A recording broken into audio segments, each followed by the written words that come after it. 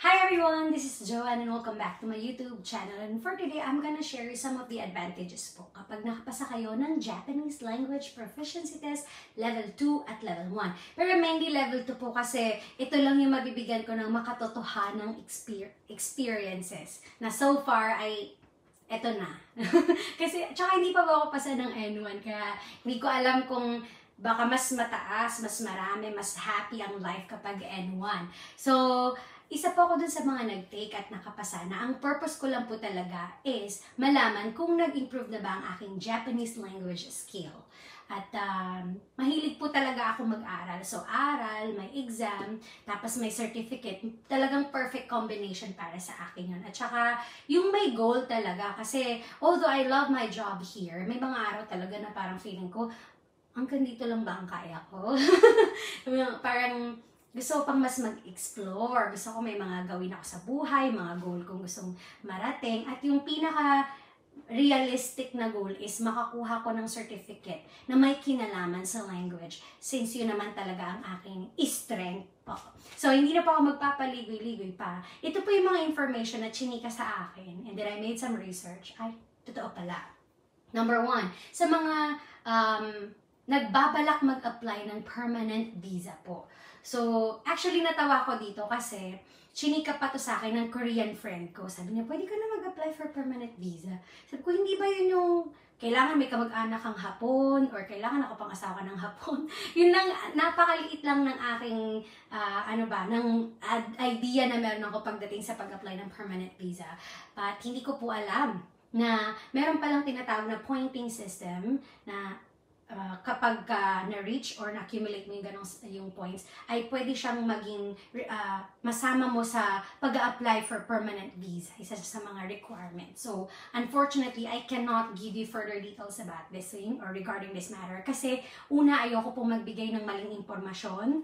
Pangalawa, hindi ko po talaga alam kasi hindi pa naman po ako ganun ka-interesado, ka-eager na magkaroon ng permanent visa. Kaya, gusto nyo po, tignan nyo na lang po. So, anyways, kapag ikaw ay N2 passer, 10 points ang binibigay nila sa'yo. Kapag naman N1 passer ka, 15 points. So, 60 points na lang. Gagalingan. Hindi ko pa alam. Pangalawang advantage, pero bago po ito bigay, gusto ko po munang sabihin sa inyo na maybe for others it might sound, no, it's not that way. Pero ito po ay personal experience ko po. Kaya, maaaring sa iba hindi. Maaaring iba ang opinion ng iba, pero para sa akin, ito yung nangyari. So, way back when I passed N4, nagtingin-tingin lang naman po ako, ano ba yung mga pwedeng gawin ng mga N4 passer? Okay. Marami naman. Pero, ako po kasi ang strength ko nga ay language. So, ang talagang hinahanap ko mga trabaho is interpreting, translating, at saka localizing, ganon. So, ang hinahanap nila, strictly nakalagay talaga, N2, at saka higher than that, N1, syempre.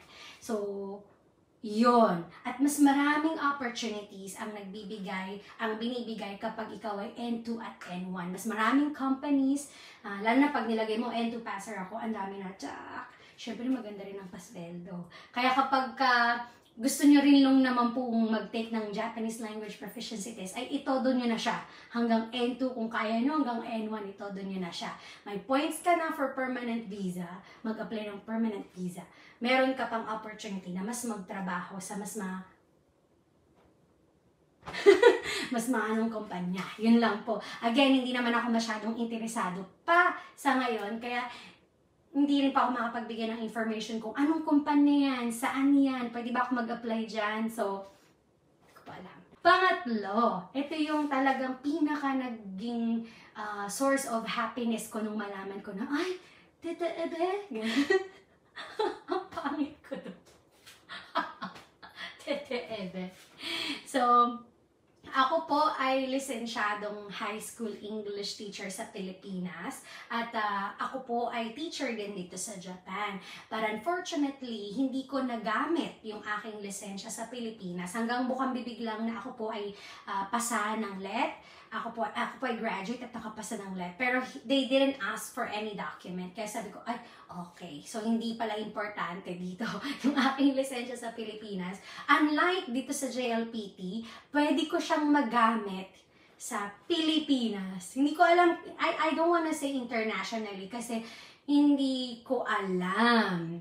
Dahil ang alam ko lang po ay limitado ng Japan at Pilipinas. So, naghahanap ako ng mga trabaho na pwedeng gawin ng isang JLPT passer. At ang daming mga companies na naghahanap pala ng N2, N1, N2, N1. Pero, yung N3, 4, 5, sa totoo lang, dahil yun nga ang trabaho hinahanap ko is more on interpreting and localizing and translating. So, talagang in demand ng N2 at saka ang N1. But I'm not saying na walang makukuha yung mga, walang magandang makukuha yung mga trabaho, yung mga N3, 4, 5. I'm not saying that. Pero, depende rin po talaga siguro sa trabaho kung gusto nyong pasukin. Pero sa akin nga, again, they demand for N2 and N1. Pero, yung fact na pwede ko pala itong magamit sa Pilipinas at pwede ko rin itong magamit dito sa Japan ay pinakamagandang dahilan kung bakit kailangan mas pagpersigihan ko pa yung N1. Pang-apat po, at ito po talaga yung pinagpapasalamat ko sa lahat. Meron po akong online tutorial service, Jexen po. So, ang kaisa-isang rule ko lang po doon ay hindi po ako nagtuturo ng English sa mga Japanese. Dahil ito na po yung trabaho ko dito sa Japan. So, manner, etiquette, ethics, ano ba, common sense para sa akin na hindi kompetensya yun yung kumpanyang pinagtatrabahuhan ko dito. So, I teach Japanese sa mga Filipinos and other nationals, Korean din po, pero mainly Japanese eh. Siguro malaking hatak talaga na yung mga posts na nakita nila sa akin is nakatira ako sa Japan. So, may dagdag points na ay nakatira siya sa Japan. Kaya, definitely, pwede siyang maging teacher. Iba ang hatak pala ng N2.